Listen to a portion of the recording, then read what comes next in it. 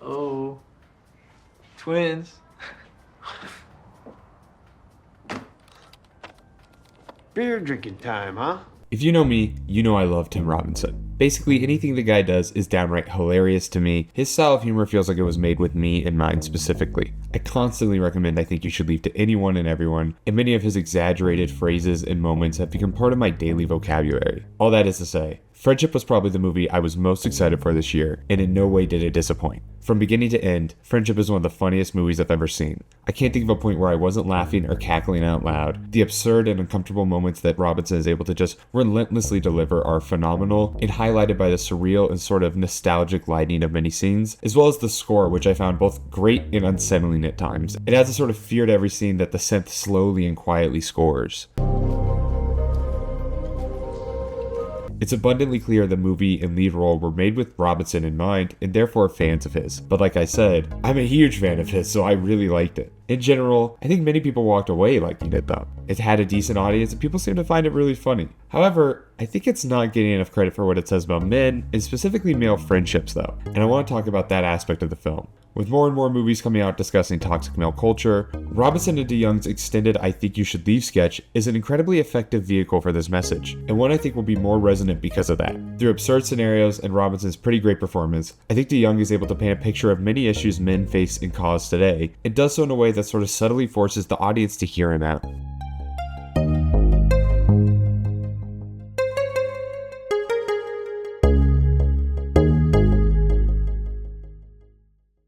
Spoilers for Friendship ahead, so go watch the movie first if you haven't seen it already.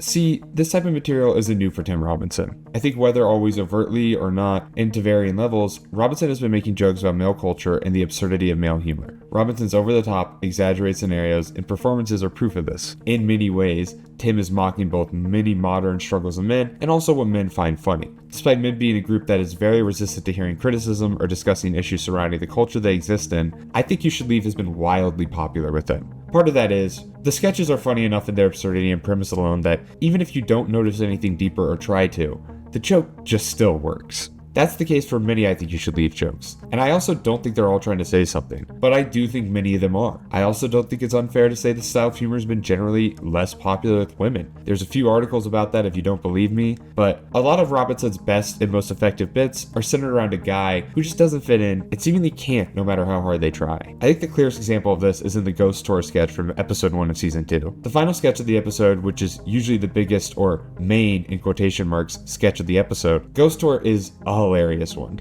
His constant barrage of absurd questions, his over-the-top reactions, and the final punch with the grammar are all incredibly hilarious. But this is also an early example of Tim Robinson starting to tackle the awkward or lonely male epidemic. Maybe I'm reading too much into a sketch about a guy who just wants to swear and talk about sex on a ghost tour, but I think some of the seeds were planted here. There's a lot of similarities between Craig and his character here, notably the desire to fit in and latch onto whatever they think will give them that opportunity. The joke is that he's annoying and that he can't understand why he shouldn't be doing this, but like the end of the sketch shows us, he's just a guy probably looking for any way to fit in. It's felt like this type of man has become more and more common, or at least there's been more discussion about them like Friendship. But I think this sketch is a foil to Craig in some ways as well. I'll discuss it later, but I think Craig is an example of how this type of male can be dangerous, even if they don't always intend to be, while a sketch like The Ghost Tour is more empathetic and even tragic. Sure, he's in the wrong and he's ruining the tour, but it's not malicious or poorly intentioned. Like I said, this is just a guy who wants to make some friends and is going about it all wrong. This is a character archetype that Tim tackles more and more as the show goes on, and also more overtly. Look at the friend group sketch with Beck Bennett from episode 4 of season 3, the Nasty Time vid sketch with Connor O'Malley from episode 6 of season 3, and the Heart Medicine Doctor sketch with Tim Heidecker from episode 3 of season 3.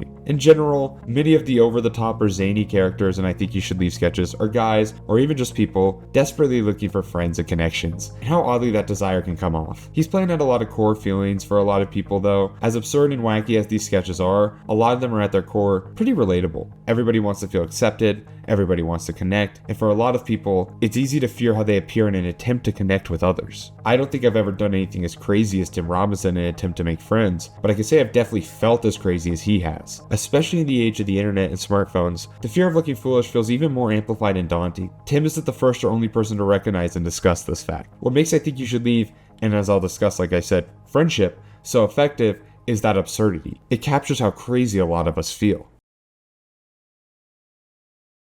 I'm no expert on psychology, gender dynamic discourse, or topics in that field, and I'm not here to try to pretend to be, but I am a man, and I can at least compare it a bit to that. Male friendships aren't easy, and men have in many ways told each other to not share how they are doing. Even with all the progress we've started to make in regards to addressing things like toxic man box, the male loneliness epidemic, and toxic masculinity, we still have a lot of progress to go. Like many of Robinson's best characters, Craig is a pretty great, albeit exaggerated, example of this problem today. Craig is fundamentally unfulfilled in his life, and he's not putting in a large effort to be. He works a job that he seemingly recognizes as, at best, morally gray, and he doesn't have many hobbies. He's friendly, but it doesn't seem like he really is trying too hard to make any friends, which is reinforced by the fact that it takes Tammy forcing Craig for him to hang out with Austin. Craig seems content, or at least okay, with his only friends being his wife and child, and spending most of his days just scrolling or by himself. Craig's life is so mundane, so boring and routine, that you'd believe him learning his neighbor as a weather reporter was him watching his favorite sports team win for the first time in 20 years. The one thing he can think of to mention when he first hangs out with Austin is the fact that he was a huge reason that the speed bumps in the neighborhood got installed. Oh, I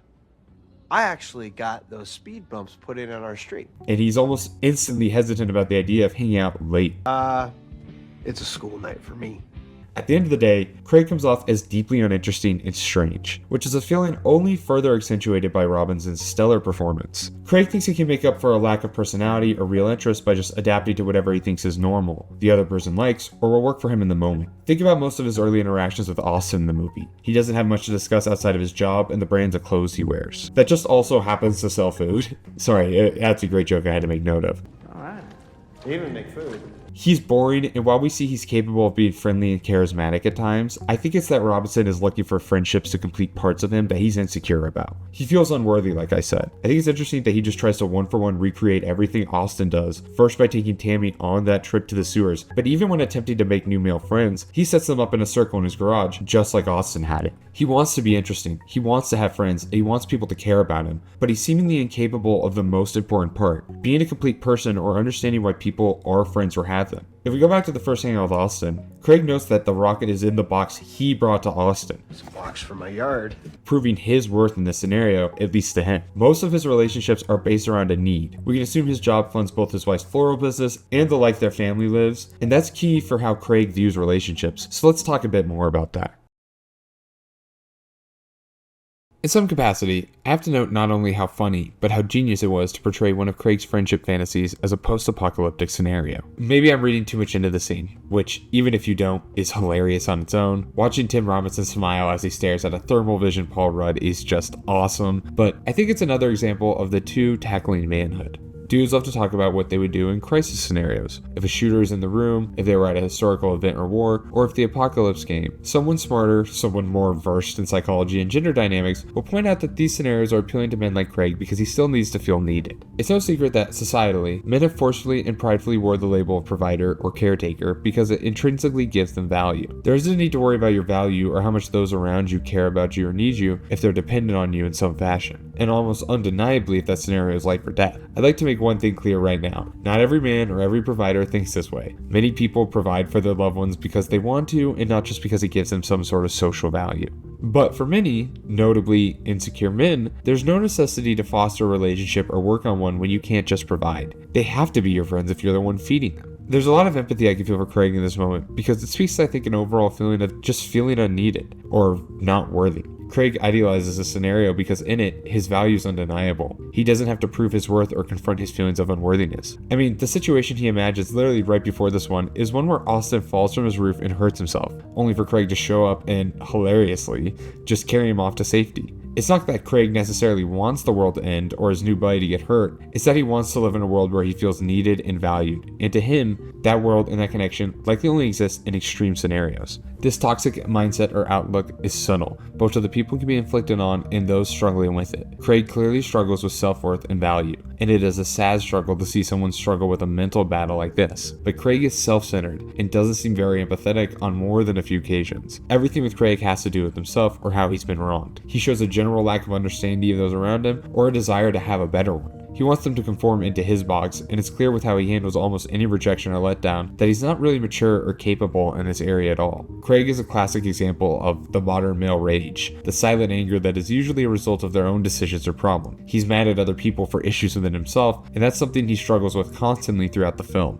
Craig loses Austin as a friend because of his actions. Tammy leaves because of his actions. Craig is at fault for almost all of the problems he faces in the movie, but he doesn't accept responsibility or respond to them well on almost every occasion. We've seen this male rage portrayed before, notably in last year's A Different Man starring Sebastian Stan. While DeYoung and Robinson certainly aren't going for the deeper discussion about appearances in those social climates, they both have similar core messages. They are both clearly about men who, at their core, are deeply unhappy and selfish, and believe some form of change or newfound social acceptance will heal their pain inside of them, while never truly addressing the problems beneath the surface. Craig wants to feel fulfilled by just adapting to whatever Austin likes, while simultaneously expecting him to fit into the box that Craig sets for him in his mind.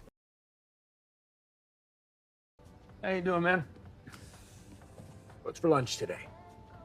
Black Forest ham. The subway scene is one of the funniest scenes in the movie, but is also probably one of the most important. I think this seemingly mundane and purely comedic scene has a few different readings. I think it's best to start with what DeYoung himself said, which was that he just thought the funniest outcome was one nobody expected. He didn't feel like he could beat the best drug trip scenes of all time, so why not do the exact opposite, the most boring thing you can think of? I think that reasoning alone makes the scene pretty great, but I think it also adds to the theory I had about it. I think the scene is in some sense making fun of the idea that you can just take some drugs and figure out the meaning to life. A somewhat consistent dude bro and male influencer trend has been taking psychedelics to find answers or to figure out the meaning to life. And I think in many ways the scene is poking fun at that idea. Sometimes you just do something stupid like going to Subway when you trip. You're not always going to get answers. This is also clearly a reflection of Craig's subconscious and that emptiness that I was discussing earlier. He even gets the idea to trip and try drugs from Austin. He sees a book on Austin's desk and asks for ayahuasca, most likely because of that. Do you have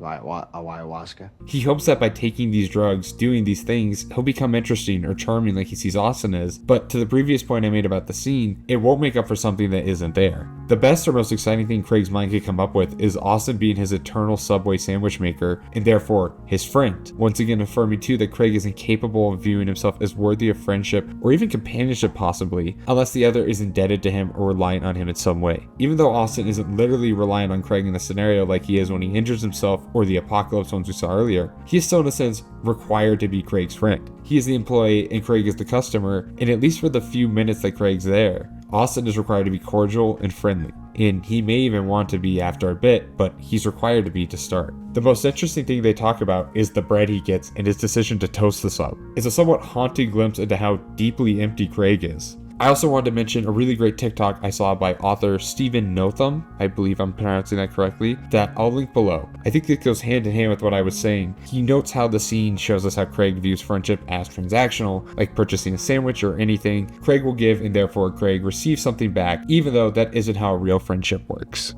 Putting a specific brand into the film shows that Tim Robinson's idea of friendship is transactional. Friendship is something that he gets a thing in return, like a product or a meal. Every relationship Tim Robinson has in the film is based on what he is getting out of it. When his wife has this breakthrough in the sewer, he connects it back to, well, I'm the one that got you in the sewer. Even his initial connection to Paul Rudd is all around him bringing packages, delivering a product to Paul Rudd's character. A key thing to me in all of this is how the movie chooses to portray Austin and what Paul Rudd's role in this movie is. Austin is presumably the straight man, the cool guy, who we eventually learn is as shallow as Craig, possibly even more. While we don't actually get to see behind the curtain much with Austin, there's enough for me to feel comfortable making a few inferences. Fundamentally, Austin seems to have many of the same problems Craig does. He just figured out how to hide them or deal with them in public better. He's still deeply insecure though. I don't think it's an accident he has some relatively generic or cliche male interests. Gold guns, old caveman rocks. I bet he'd be one of those Roman Empire guys. It's a funny tease, but I think it's also of note that Austin has a poster in his garage that just says Wigs. Despite the fact that Austin has made friends and is more charming than Craig, he's battling the same insecurities as Craig and can't deny their presence. Austin may be one bad interaction away from being a lot more like Craig and being a lot more lonely. His fear in hiding his baldness is proof of how fragile he already believes his relationships to be and that he has the same insecurities that Craig has. I don't think Robinson or DeYoung are saying Craig, or lonely men who may be in the audience, are doomed to this cycle, even if they find themselves continually trapped in it. While they are brief, There are more than a few moments that illustrate the sincere feelings that Craig is likely bottling up or just genuinely incapable of processing. Most notably is when he receives a call for his wife's floral business when she's missing, then looks at the flowers she showed him earlier, likely noticing what she'd been trying to show him. Craig collapses to the floor and silently sobs, as the camera shows him sort of balling up or sprawling out on the floor, as he considers the possibility that he may have never actually listened to his wife, that he was too self-possessed to value her. This isn't the only time he feels this way, and both times come when he loses Tammy in some capacity. Could you argue this is a sign of him being manipulative and not wanting them as a person as much as he wants things to remain the same, or them to fit into his box? Sure, but I don't think the read has to be inherently malicious. DeYoung discussed in interviews how moments like the ending are purposely ambiguous and meant to have a few different readings, and I think it's fair to say that applies to a lot of the movie. Many moments of Craig doing the wrong thing, or something so absurd that everyone treats him like a freak, are incredibly relatable,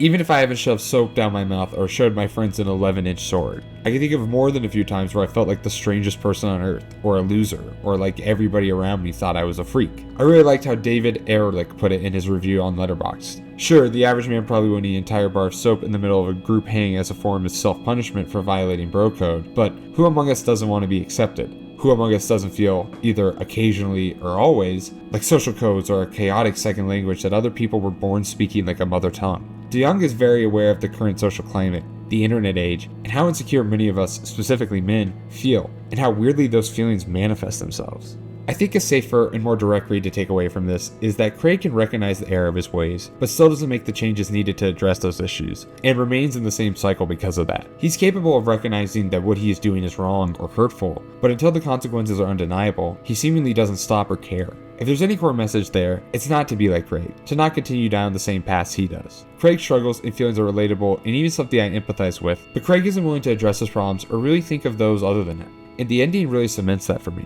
Craig doesn't learn any of the times he gets a second chance. When Tammy returns, both times, he makes the same mistake of thinking of himself or his wants first, and not valuing Tammy as a wife or even an individual. While it's incredibly hard to watch Craig turn around and face the house, I think it's also incredibly essential to the story, because Craig is still empty. He still lacks the connection that he sees so many have, to the point where Craig is literally holding a room full of people at gunpoint and begging them to ask him about himself. Questions he can't even answer, by the way, when he is asked. He's trying, but he's also not ready, or like I said, capable, because he won't engage with the world around him and he feels he has nothing to offer it, which he really doesn't on more than a few occasions here. Discussions about this topic feel like they're becoming more and more frequent, but it feels like the problem has just persisted regardless. In no way am I saying that other films that tackle this subject weren't good or valuable. I think A Different Man is one of the best films of 2024, for example, and starting an important dialogue. I just think Friendship is incredibly effective because it disguises itself, like many of Robinson's sketches, as an over-the-top comedy. But I really do think it has something meaningful to say beneath. I do think comedy is an effective vehicle, especially with young men. It might help to start more conversations about these topics in men like Craig. Both the dangers of someone like Craig, someone who doesn't engage with the world around them, and the extremes they can go to when presented with the opportunity, but also the deeply relatable and somewhat tragic feeling of looking crazy in an attempt to make friends and find connection.